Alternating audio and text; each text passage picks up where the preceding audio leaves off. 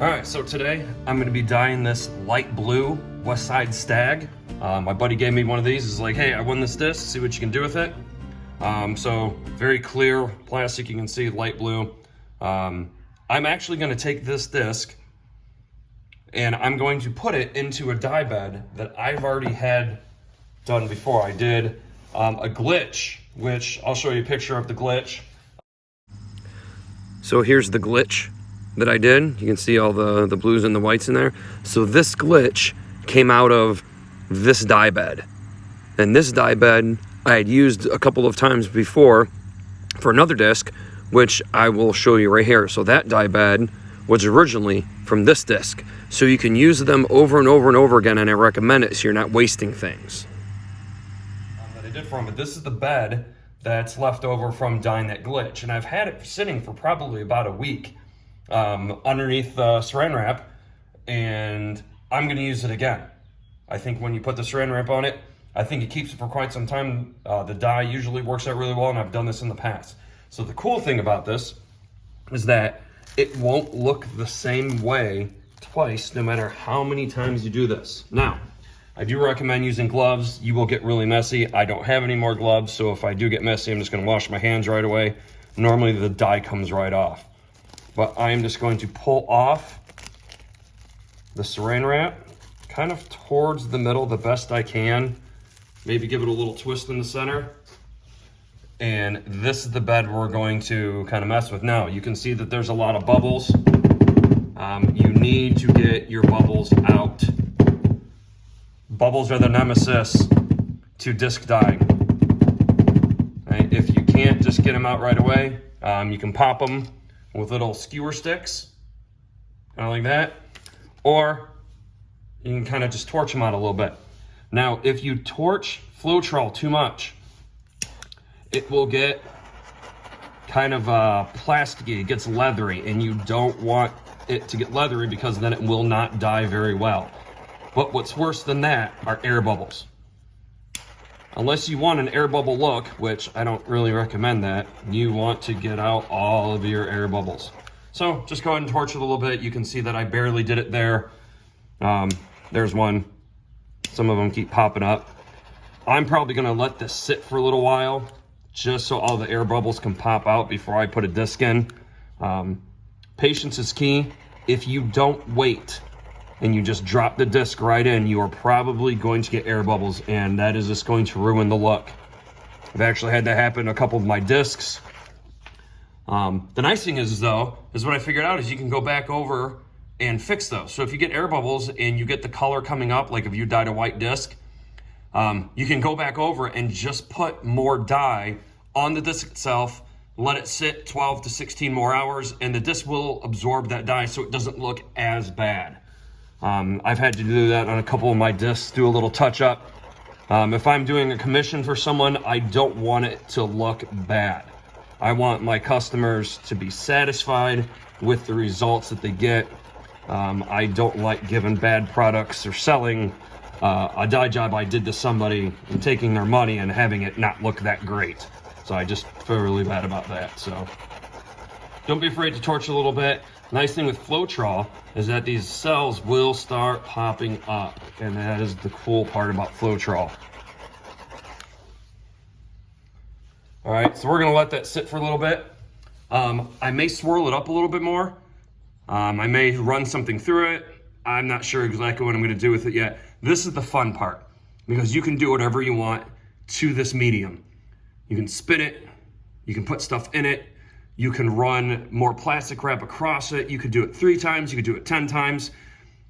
Every time you do it, you will get a different look. And that's one of the coolest things about disc dyeing, is that you can use the same bed of dye material and you will get a disc to look different every single time. And I just think that's really cool. And that's one of the reasons why I love doing this. And I'll show you guys some of those things. So I think I'm gonna let this sit for a few minutes, see how many cells I can get popping, and we'll see what colors show up, and we'll see how it looks in a little bit.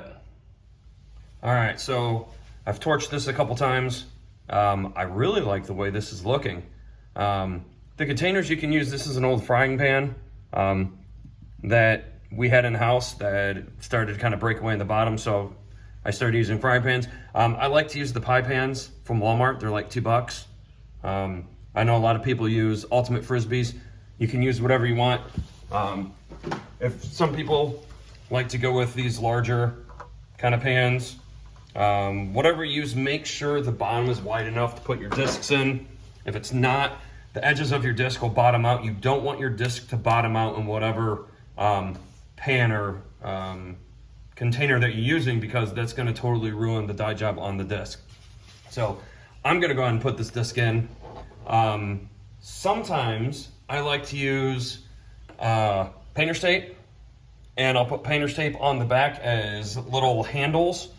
But I also like to leave it in the sun, and I feel like that tape blocks some of the disc from absorbing all the temperature and all of it. A lot of people use heat lamps. I have used a heat lamp in the past, but I really like just leaving it out in the sun 6, 7, 8 hours, and then I let it go for probably about 20 hours. I know some people are going to say that's too long. I like vibrant colors when I do discs. So I'm going to let this one sit probably 20 hours after I put it in the sun for a little bit. Right now it's sunny, so after I do this, I'm going to drop it in. So once you commit, you just got to commit. So hands on the outside. I'm really shaky at this. Some of you guys will probably make a comment about, wow, you're shaking. Well, yeah, that's just one of those things, guys. It happens. All right, so here we go. I think I like it right there. I kind of like the colors around the outside. One end in first. And then let it go down. You can see it. And then there she is. All right. Now, some people like to push down in the middle. Some people say don't even touch it. I like the die to get up to the edge of the rim. So what I'm going to do is I'm just going to barely tap it a couple of times in the center. Just push down a little bit.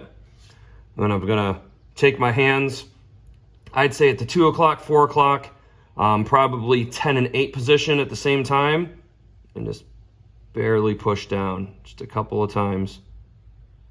Just get that die up a little bit on the edge. Nothing crazy, not trying to sink your disc.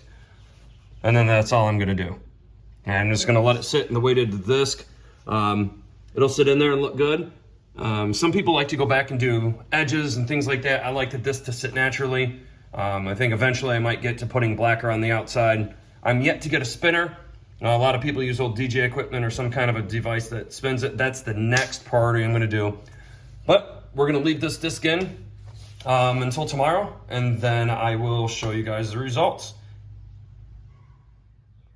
And it's been 24 hours, actually a little bit longer because I took my son to the park today, so I went about 26, 27 hours, but you can see I pulled it off, and I'll still be able to use this base again. So I'm just going to carefully slide that out of the way, give you a better look.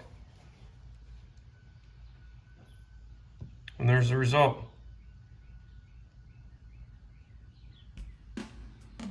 Kind of like not too dark. That's what happens when you do it on these real clear discs, the clear plastic. Especially when you do all blues. Not all the blues show up, but I like that.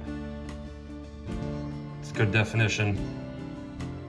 I like how that turned out. And I get to use that again. So I'll put some saran wrap on that. Save it for next time. Thanks for watching, and remember, enjoy the throw.